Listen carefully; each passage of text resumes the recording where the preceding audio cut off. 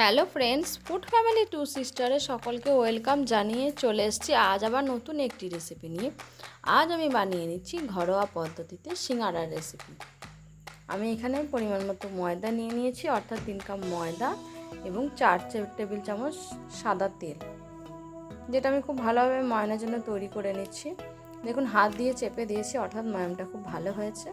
এবার অল্প অল্প পরিমাণে জল দিয়ে ময়দাটা আমি খুব সুন্দরভাবে মেখে নেব।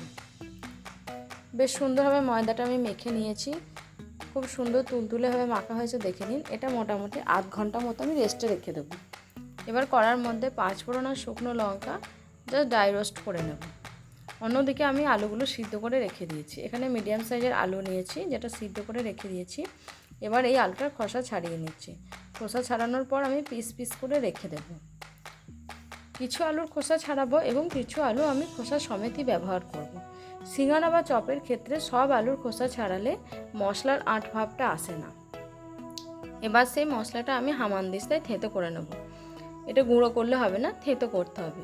তো মশলাটা আমি থেঁতো করে নিয়েছি, সেটা আমি রেখে দেব। এবার অন্যদিকে নিয়েছি আমি কুচিয়ে রাখা আদা এবং কাঁচা লঙ্কা, সেটাও আমি থেঁতো করে নেব। সিঙ্গাড়া বা চপের ক্ষেত্রে মশলা থেঁতো করলেই বেশ টেস্ট আসে। বেশ আমি সুন্দরভাবে থেঁতো করে রেখে দিচ্ছি। এদিকে সমস্ত আলুগুলো আমার পিস করে নেওয়া হয়ে গেছে।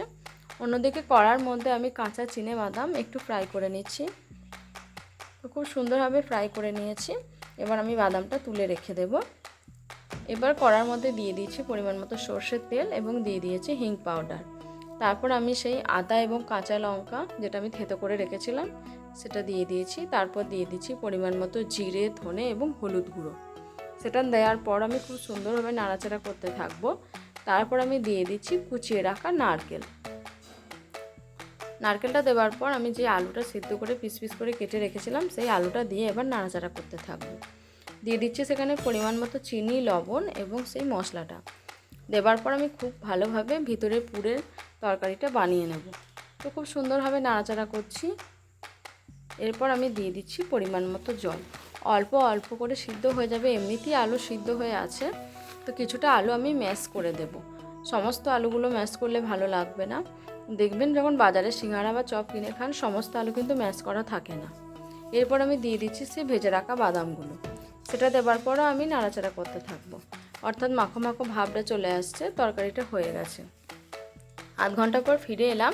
এবার ময়দার লেচি কাটতে লাগবো। তো ময়দাটা আমি ভাগ ভাগ করে পিস পিস করে কেটে নিচ্ছি। সেখান থেকে ময়দার লেচি তৈরি করব, বা সিঙ্গাড়ার যে খোপটায় তৈরি হয় সেটা আমি তৈরি করে নেব। এর মাঝে বলে রাখি, আমাদের এই নিত্য নতুন ভিডিওগুলো যদি আপনাদের ভালো লেগে থাকে, তাহলে অবশ্যই লাইক, কমেন্ট, শেয়ার এবং সাবস্ক্রাইব করতে ভুলবেন না। তো প্রথমে আমি লুচির মতো, দেখুন, খুব সুন্দরভাবে একটু বড় করে বেলে নিয়েছি। তো এবার খুব সুন্দরভাবে আমার লুচির মতো, দেখে নিন, বেলা হয়ে গেছে। এবার যেটা করব, মিডিল থেকে আমি চাকু দিয়ে কেটে নেব। মিডিল থেকে চাকু দিয়ে কেটে নিলাম, একটা রেখে দিলাম। তো এবার যেটা করব, একটু জল নিয়ে দুই ধার থেকে লম্বা করে লাগিয়ে দেব। সেটা এবার দুটো একসাথে লাগিয়ে দিচ্ছি। লাগিয়ে দেওয়ার পর আমি যেটা করব, সেখানে দেখুন সিঙ্গাড়ার খোপের মতো তৈরি হয়ে গেছে, এবং সেই সিঙ্গাড়ার পুরটা আমি সেখানে ভরে দেব। পরিমাণ মতো সিঙ্গাড়ার পুরটা আমি ভরে দিলাম। তারপর যেটা করতে হবে, এবার সেখানে ঠিক শাড়ির কুঁচি যেরকম হয়, শাড়ির কুচির মতো একটা ভাঁজ দিয়ে মাঝখানটা জয়েন দিয়ে দিতে হবে, এবং দুদিক থেকে জল দিয়ে দিয়ে মুখটা টিপে দিতে হবে। রেডি হয়ে গেছে, দেখে নিন সিঙ্গাড়াটা। ঠিক একইভাবে আমি সমস্ত সিঙ্গাড়াগুলো তৈরি করে নেব। পুর ভরে উপর থেকে জল দিয়ে ভাঁজ করে পুরো মুখটা আমি তৈরি করে নেব। এবার আমি যেটা করব, কড়ার মধ্যে তেল দিয়ে দিয়েছি। তেলটা সুন্দরভাবে হিট হয়ে এসছে। এটা গ্যাসের আঁচটা একটু কমিয়ে করতে হবে। তো সমস্ত সিঙ্গাড়াগুলো একে একে আমি ছেড়ে দিচ্ছি। খুব সুন্দরভাবে দেখুন একদিকটা হয়ে আসছে। আমি আস্তে আস্তে অপর দিকটা উল্টে দেব। আর এই ধরনের নিত্য নতুন রেসিপিগুলো কার কেমন লাগছে তারা অবশ্যই কমেন্ট করতে থাকবেন। আর সন্ধ্যেবেলায় টিফিন স্ন্যাক্সে চা আর এরকম গরম গরম সিঙ্গাড়া কে ভালোবাসেন সেটাও কমেন্ট করবেন। তো দেখে নিন সিঙ্গাড়াগুলো একদিক হয়ে গেছে, অপর দিকটাও আমি করে নিয়েছি। এবার যেটা করব, আস্তে আস্তে সমস্ত সিঙ্গাড়াগুলো আমি তুলে নেব। তো সমস্ত সিঙ্গাড়াগুলো আস্তে আস্তে আমি তুলে নিয়েছি।